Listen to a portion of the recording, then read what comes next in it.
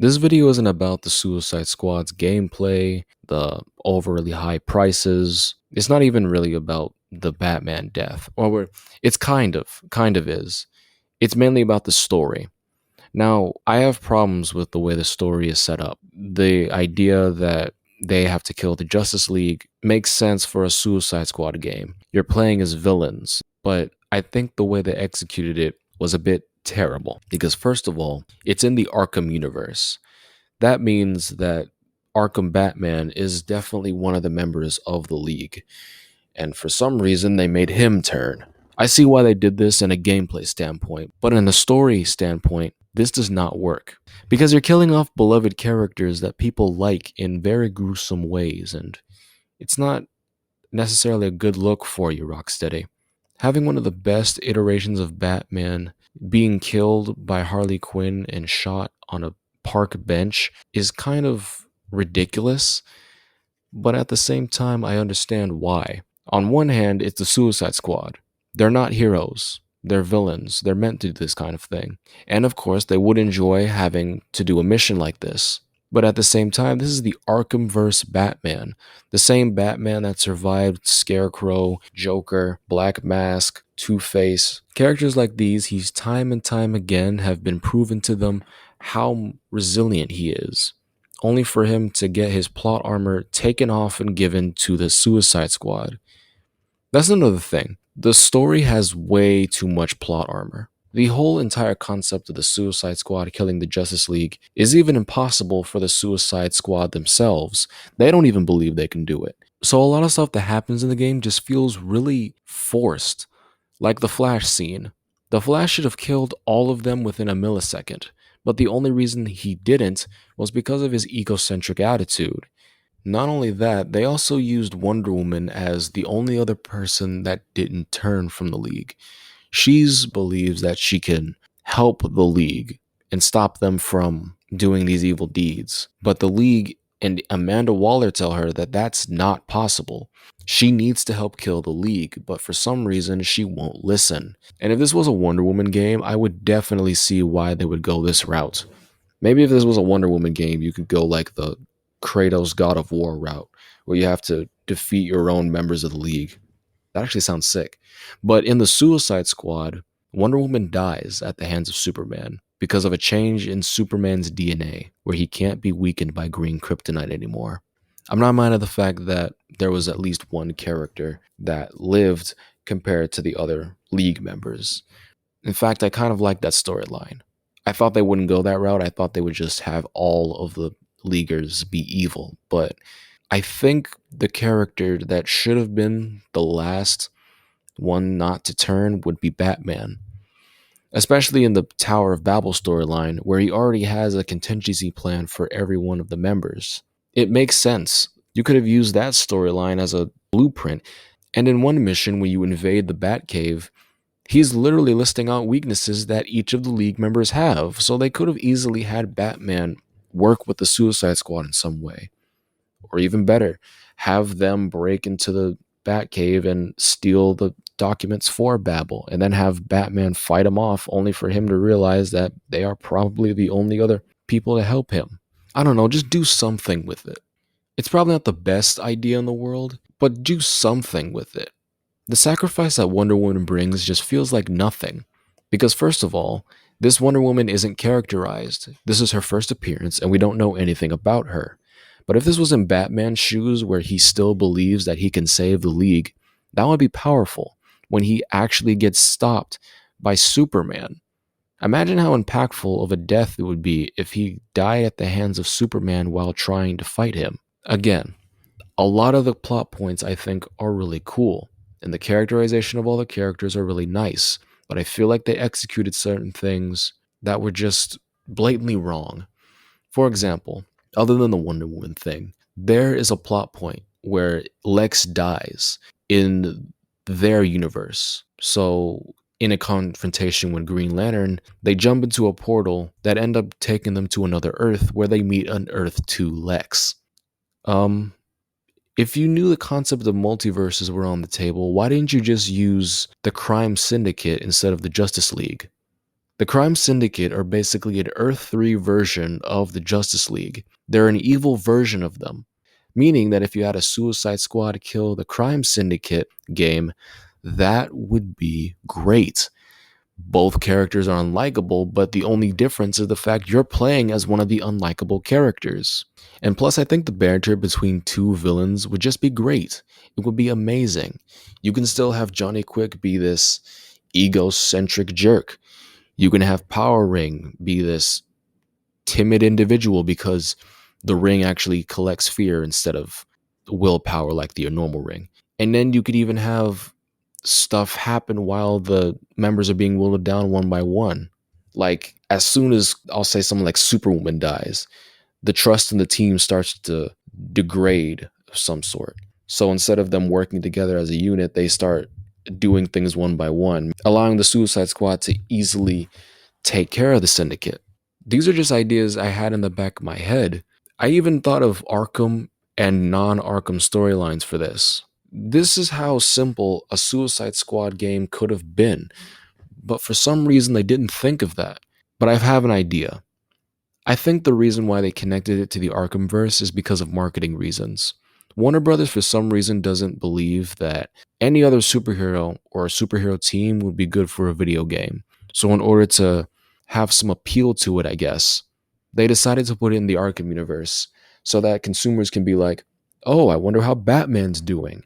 And then when they see Batman in the game and he does his thing, people will buy the game and recommend it and stuff like that. But they also added this other stuff that doesn't warrant that reaction.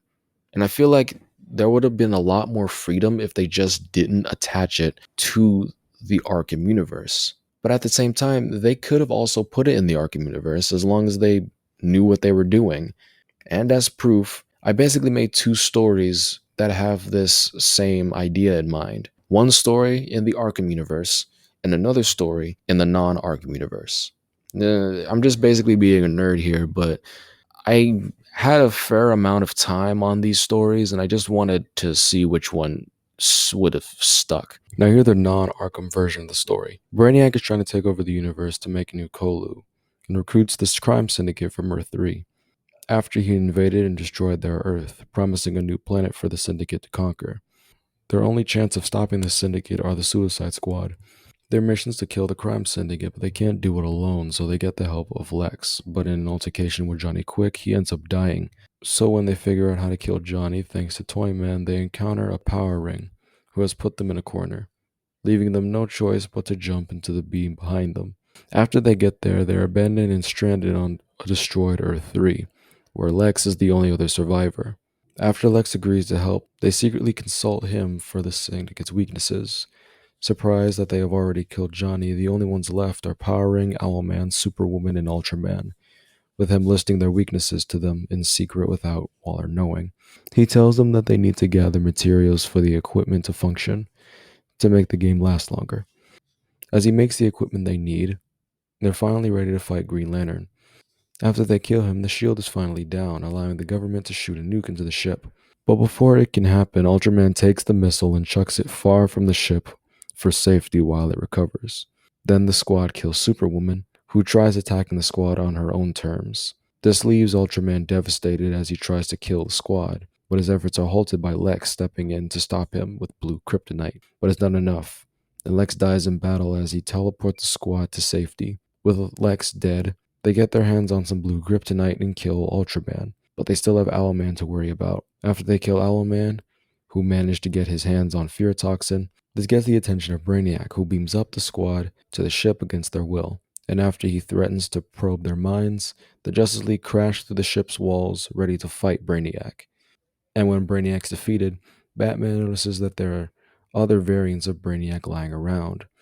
So, this prompts the League to work with the squad to split up and fight all 13 Brainiacs. Another problem with the story is the fact that there's no prologue to explain how the League got to this point. And thankfully for the Arkham storyline, I made a solution for that. Start off the game with the League in Brainiac's ship.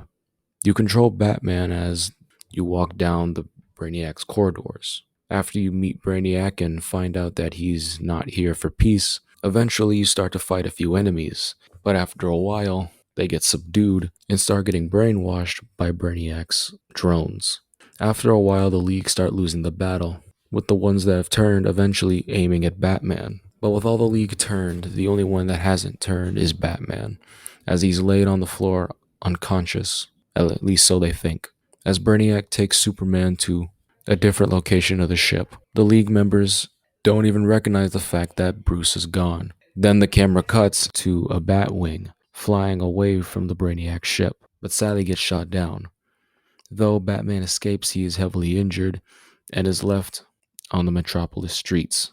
Then starting the Suicide Squad tutorial mission, where the main mission of the tutorial is to get Batman. The problem with the Suicide Squad game is the fact that they're fighting antagonists that aren't on their level. The Batman Arkham games knew the limit of Batman and didn't stretch too far from them. For example, if Batman were to fight a superpowered villain like Darkseid that wasn't in his rogues gallery, it would be really hard to believe that he would realistically do any of this, leaving a lot of heavy plot armor, which is the exact problem Suicide Squad has.